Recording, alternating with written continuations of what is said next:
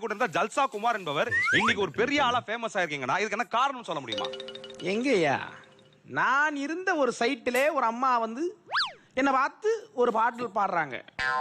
சின்ன வீடா வரட்டுமா? Listen one thing. சின்ன வீடா வரட்டுமா, பெரிய வீடா வரட்டுமா?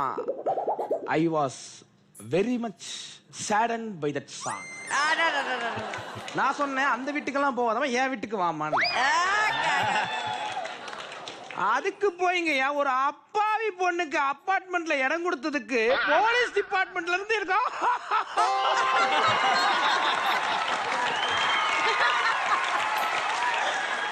சாம்பார் எனக்கு ஆப்பு.